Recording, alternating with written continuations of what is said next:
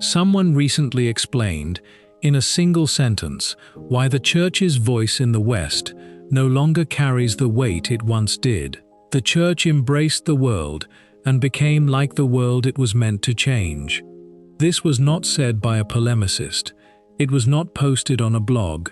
It was not said by a disappointed European. It comes from far away, from a church that is growing while ours is emptying.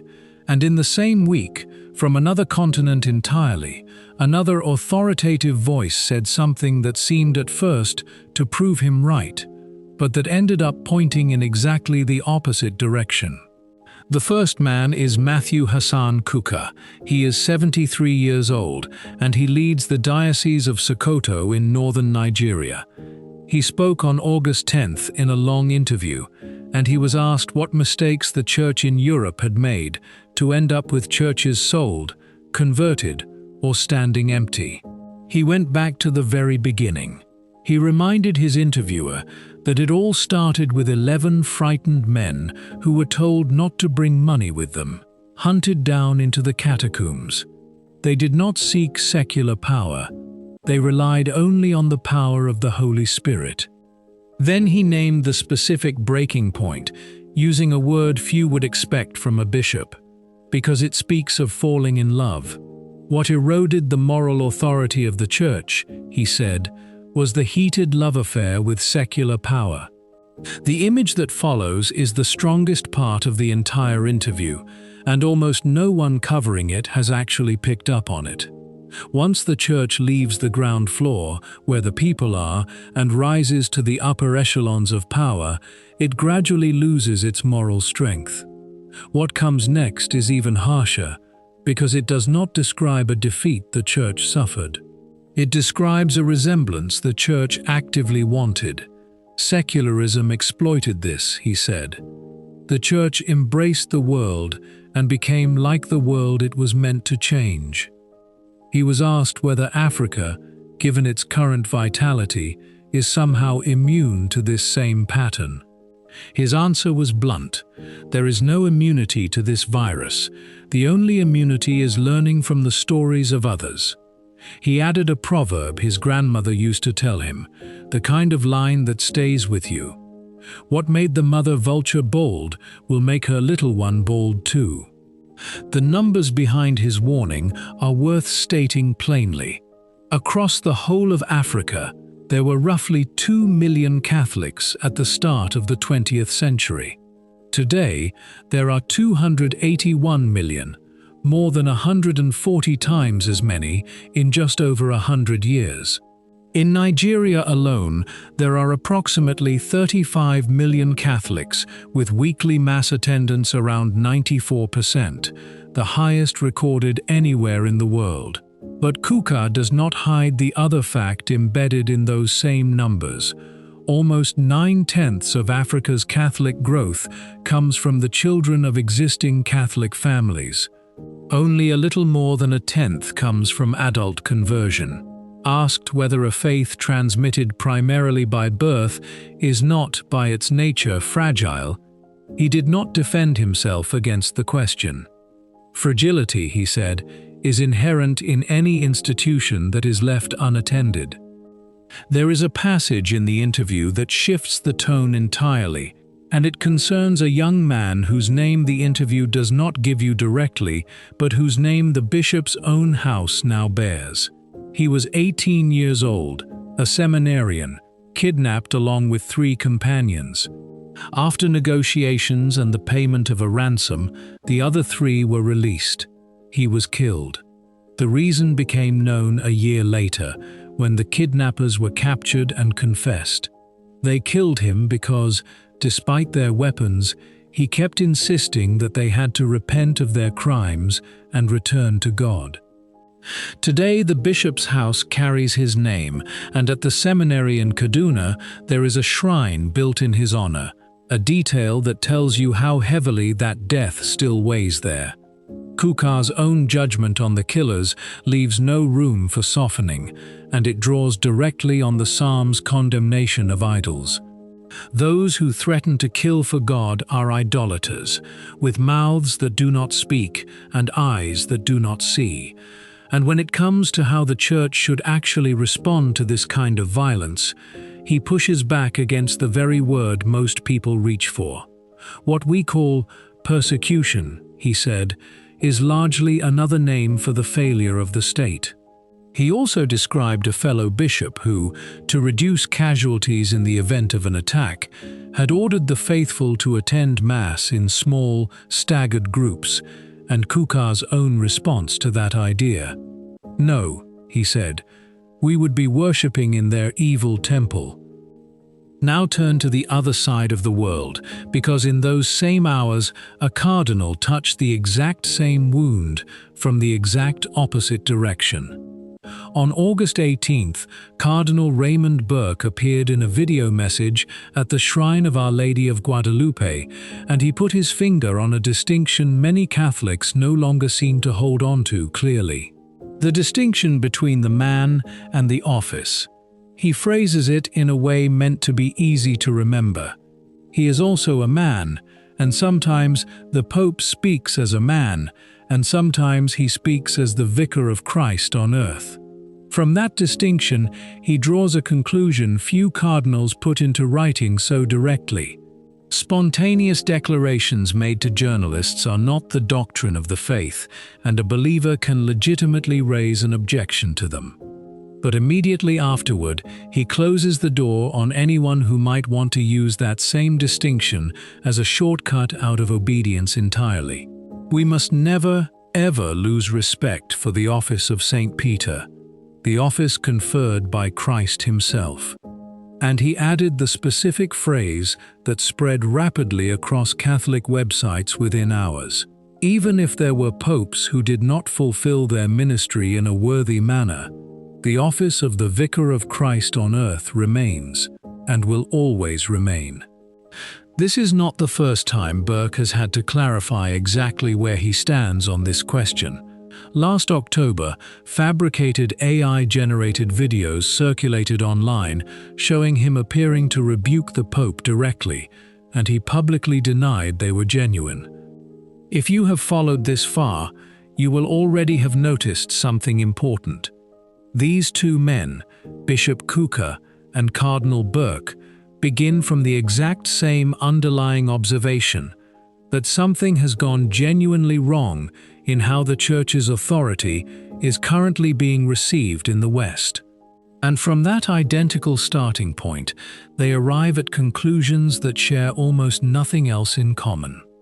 For the Nigerian bishop, the damage originated from above, from the moment the Church stopped occupying the ground floor alongside ordinary people and instead rose to deal with the powerful as an equal among equals. His diagnosis is essentially structural and historical. The Church's moral authority eroded specifically because she pursued proximity to secular power, and in pursuing it, she gradually absorbed the values, the priorities, and eventually the very language of the world she was originally sent to transform rather than resemble. His solution, to the extent the interview offers one, points toward humility, toward a return to that ground floor, toward the kind of vulnerability and powerlessness that characterized the 11 frightened men in the catacombs, rather than an institution comfortable inside the corridors of secular influence. For the American cardinal, the damage came from a different and considerably more specific source: the collapse of a distinction between the man who happens to occupy the papal office at any given moment and the office itself, a distinction Burke insists the Church has always maintained carefully, precisely because collapsing it produces a very specific and dangerous confusion. When every remark a pope makes to a journalist, every spontaneous comment offered in an airplane interview or a casual aside, gets received with the same theological weight as a formal exercise of the magisterium, two things happen simultaneously, and both are corrosive in their own way. Genuine doctrine becomes harder for ordinary Catholics to distinguish clearly from personal opinion, and over time, even the genuine and binding exercises of papal teaching authority start to carry less weight in the public mind, because they have been placed again and again on the same shelf as remarks that were never meant to carry that weight in the first place. Burke's solution is not structural in Kuka's sense. It is definitional. Speak less and more precisely. Keep what the man thinks separate from what the office actually teaches, so that when the office does speak with its full authority, that speech is not lost in an undifferentiated stream of commentary. These two diagnoses are not simply different emphases on the same underlying problem. They point toward genuinely different and, in important respects, opposite remedies, and it is worth laying that opposition out honestly rather than smoothing it over in the interest of easy synthesis. Kuka's framing, taken to its natural conclusion, suggests the Church recovers her moral authority by becoming less clerical, more genuinely open to the energy and initiative of the laity, less concerned with formal doctrinal precision issued from centers of institutional power, and more concerned with lived proximity to ordinary suffering people. This is, in fact, a framing this channel has already encountered in a related form in earlier coverage of Cardinal Avelin's own interview on religious pluralism, where an emphasis on lived encounter and the desire for God present in every human heart was offered as a kind of pastoral corrective to what its proponents regard as an overly rigid and overly institutional understanding of how the Church actually engages the world. Kuka is not making Avelin's specific theological argument about religious pluralism, and it would be unfair to conflate the two. But the underlying instinct that the Church's credibility is restored primarily through humility, proximity, and a loosening of clerical and institutional distance, rather than through greater doctrinal precision, runs in a recognizably similar direction. Burke's framing runs directly counter to that instinct. For him, the Church's credibility is restored not through loosening institutional and doctrinal boundaries, but through tightening them, through insisting with greater rather than lesser precision on exactly what carries binding teaching authority and what does not, so that the faithful can trust the difference again. This is the same underlying concern this channel has already documented at length across multiple prior episodes, from Cardinal Roche's own public statements blurring the line between personal theological opinion and settled doctrine, to the imprecise and sweeping language of the July 2nd explanatory note that produced genuine confusion among ordinary faithful who were never individually excommunicated, to Bishop Mutsartz's own letter arguing that the synodal process risks measuring success by process metrics rather than by the actual fruits Christ himself named as the proper standard. Those who side with Kuka's general direction would observe, and this channel should represent their position fairly, that the clerical fortress Burke's approach risks reinforcing is precisely what emptied the churches of Western Europe long before any of the specific doctrinal disputes covered across this channel's recent episodes ever became mainstream controversies. A church that speaks with maximal precision to an increasingly small circle of people, still listening carefully enough to register the difference between formal and informal papal speech, they would argue, is a church that has already lost the far larger audience that stopped listening altogether for entirely different reasons, reasons having more to do with felt distance, institutional scandal, and a perceived alliance with power than with any confusion over which specific papal statements carry binding doctrinal weight. Those who side with Burke's general direction would respond that no amount of lay energy, proximity, or institutional humility can restore a teaching authority the faithful can no longer reliably distinguish from an opinion offered in front of a microphone, and that Kuka's own African context, where the specific confusion Burke is addressing has not yet had the same corrosive decades to accumulate in the way it has across Europe and North America, may simply not yet be facing the particular problem Burke is diagnosing, even as it faces other and in some ways far graver problems of its own, including the martyrdom this channel just described in detail. But there is a specific detail buried within Kuka's own interview that deserves close attention, because it complicates his argument in a way worth naming honestly rather than passing over. To demonstrate that a genuine shift toward greater lay involvement and leadership is already underway within the Church, he points specifically to two women recently appointed as dicastery prefects, Sister Alessandra Smirilli and Mrs. Mimi Alvarado Ton.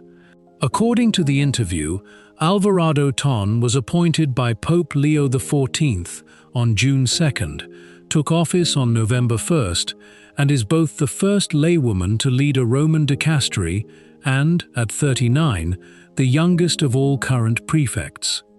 Here is the detail that genuinely complicates Kuka's own thesis rather than simply confirming it. Before this appointment, Alvarado Ton ran the newsroom of a notably conservative American Catholic television network, and before that, she spent 14 years working for a foundation that defends religious freedom in the courts. The specific evidence Kuka brings forward to demonstrate that the Church is opening itself toward the laity and toward a broader and more progressive kind of institutional energy is, on closer examination, a person whose own professional background sits considerably closer to the institutional and doctrinal traditionalism Cardinal Burke represents than to the more expansive and boundary-loosening vision Kuka's own broader argument seems to be pointing toward. This does not disprove Kuka's underlying thesis about lay involvement increasing within church governance. That specific and verifiable fact, a laywoman now leading a Roman dicastery for the first time in history, remains true regardless of her particular professional background or theological leanings. But it does complicate the specific meaning Kuka appears to want to attach to that fact. The evidence he offers in support of a shift toward openness and lay energy turns out, on inspection, to be a genuinely capable and qualified appointee whose formation and prior career the more traditionalist wing of the Church, the wing Cardinal Burke represents, would likely be entirely comfortable claiming as broadly sympathetic to their own concerns rather than to Kuka's. This is worth sitting with carefully because it illustrates something this channel has tried to demonstrate consistently across its entire coverage of the current moment in the Church's life. Institutional facts, a new appointment, a new document, a new statistic, do not interpret themselves. The same underlying fact, a laywoman appointed to lead a major dicastery, can be read by one observer as evidence that the Church is finally opening her doors to lay energy and moving away from clericalism, exactly as Kuka reads it, and can just as easily be read by another observer as evidence that the Church, even in her most institutionally progressive-seeming personnel decisions, continues drawing from a pool of genuinely capable people whose actual formation and convictions run considerably more traditional than the framing suggests. The fact remains true either way, its meaning remains genuinely disputed, and this, perhaps, is the deepest and most honest conclusion available from placing these two interventions directly beside one another, exactly as this channel has tried to do throughout this episode. Bishop Kuka is right that something in the Church's relationship to secular power across the West has corroded her moral authority in ways his own thriving African diocese has not yet had to fully reckon with, though his own account of a martyred seminarian and a fellow bishop's fearful instinct to worship in staggered small groups makes clear that the Nigerian Church faces trials of an entirely different order of magnitude than anything currently facing the churches of Western Europe or North America. Cardinal Burke is right that a genuine confusion has emerged between the man who occupies the papal office and the binding authority of that office itself. A confusion this channel has documented concretely and repeatedly across multiple prior episodes involving specific, named, and verifiable statements from senior churchmen that blurred exactly that line. Both diagnoses are grounded in real and documented evidence. Neither one, on its own, fully accounts for why the Church's voice has stopped carrying the weight it once carried across so much of the West. And perhaps that specific difficulty, two of the Church's most authoritative and thoughtful contemporary voices pointing toward genuinely opposite exits from what both of them agree is the same room, is itself the most honest and most complete answer available to the question this video opened with. Not that the Church has fallen silent, she has not. Bishop Kuka spoke at length and with real moral force. Cardinal Burke spoke with equal clarity and conviction. The Church is not silent, but her most authoritative and most serious voices are currently pointing in genuinely different directions when asked how she finds her way back to being heard. And that divergence, playing out simultaneously across two continents in the very same week, may explain more about why so many have quietly stopped listening than either man's individual diagnosis, however powerful, can fully explain on its own. What do you think? Leave a comment below. Amen. God bless you.